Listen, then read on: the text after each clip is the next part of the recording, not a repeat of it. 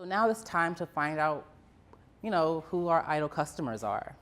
And and I think as a business owner, it's very hard to do that. Like, we're so pushed to say, everyone is our customer. Everyone is my customer. Give me some money, I don't care. But I'm gonna challenge everyone to, kind of second guess that a little bit. But I get why it's so hard, because we either make the sale or we don't eat, right?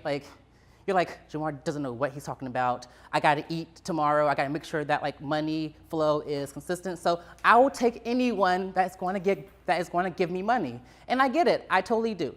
But what if for a second you could just make core values and hone in on the type of person your core values resonate with the most, and then have that person advocate for you because you guys mesh well. You guys are now the perfect match. That happens all the time. Why do you think Target customers love Target so much? It's because of their core values, and they mesh well with the people that are their customers now. Sure, it's a big store, but I mean, I have friends that go to Target just because it's close, and then I have people that go to Target because they love some Target. They love the atmosphere, the environment, the people there. There's some people that would go to Target even if a Walmart was closer to them. And so you can also have those types of customers. You just gotta try a little bit harder. Everyone is not your target market. Everyone is not your target customer. You have to stop marketing in a general way, because whenever you do that, you just start getting anyone, and then maybe they like you, maybe they don't, maybe they want your money, maybe they ask for a refund, you never know. But when you start targeting your ideal client, you can use that ideal client and filter every piece of branding, every piece of marketing collateral through them, where you're like, I don't think they would like that, so I won't do it. And so, have you heard of the game telephone? I know I played it in elementary school, and I hated it. It was the worst game in the world. I hated it. I was 8, and it took so long because the class was of 30 people, and then whenever the teacher said something, of course it's going to be jumbled up and just completely different. So when you came from I had fun in recess today to I think I saw Jim and Kate kiss. You don't really know. It gets so lost in the sauce. It really does. And so that's what happens whenever. That's what happens when you market to your customer, when you market in a general fashion instead of marketing one-to-one. Because when you are marketing saying there's a sale or everyone is my customer, you get all these people, but they see your story in different ways. And so then they start telling other people their perception and their commonality of your story. So think about how you guys watched the video. I didn't give you any context. That's the same way as marketing generally. So I know I just rambled a little bit about idle customer. Every company has one. Even I have one. Would you like to see my idle customer? Are you sure? Meet Jessie. Jessie is my idle client. She's 38 years old. She has a bachelor's in nutrition. She is a registered dietitian and a certified personal trainer. She's an owner of a personal training company that also specializes in nutrition.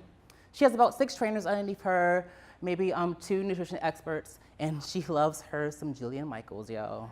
She has the app, she does everything with it, she just loves it.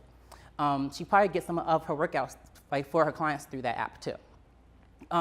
She loves to read online subscriptions, so she loves blogs and loves download things because she's always on the go. She's worried about keeping her clients in the local market share. So she knows that One Life is always going to be there and Planet Fitness is always going to be there, but she has a specialized type of service that she gives to people. It's more one-to-one focused. And so when you have One Life that kind of does the same thing and also gives you like a gym for free game, she knows that that's a thing that she should be more aware about. Trust and education are so important to her. She's so tired, and she isn't tired. It just comes with the territory. People come because they've just been scammed over like It Works wraps or magic pills or bee pollen pills that like make you lose weight and stuff. And then when you can't lose weight, you're like, oh, I'm tired of working out and I'm tired of being healthy, so I'm just going to just give up.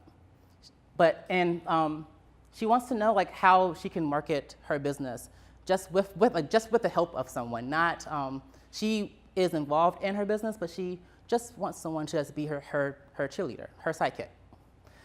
So this is Jessie. This is my person. Like I could go on and on about her because I know her. She is my bestie. She is my road dog.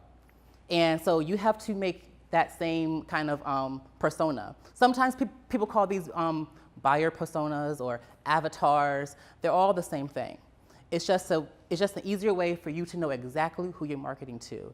Now, when I say I'm targeting owner of personal training and nutrition business, that's not true. That's just a job that she may have. But this is like the type of person. This is like her characteristics, her interests, and her personality that I'm targeting.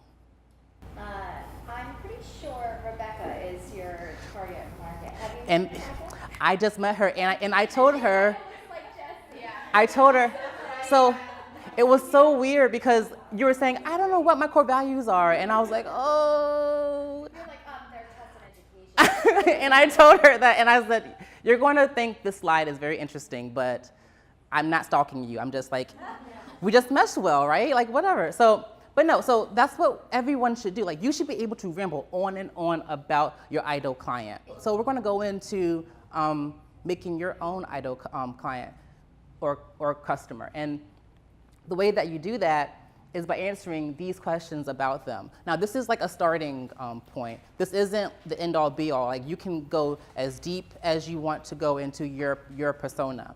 So think about what their problems are. How do they consume information? So are they night owls? Do they like consuming information at night in their bed while they're on their tablet or phone? Or are they at home on a desktop computer? Those things actually matter, especially when you start doing other marketing strategy campaigns. What values are most important to your customer? Now, this one is kind of like an easy like give for you because your core values of your ideal customer should match well with your core values. So with me, my core values are trust and education because in the nutrition industry, it's very similar to the marketing and social media industry where people get burnt sometimes and they're looking for the person that is not going to scam them. And so that's why I chose Jessie as my ideal customer. What brands do they follow? My ideal customer follows Jillian Michaels, other fitness experts. So think about that. And then what information does your customer search online? So are they searching like how to do something all the time? Are they searching about like one aspect of your business? So really dive deep into that. These are just starters. So we're going to take some time and do that right now. And this is another break. So just go ahead and like write a few sentences about your ideal customer. I'm going to go back to that slide.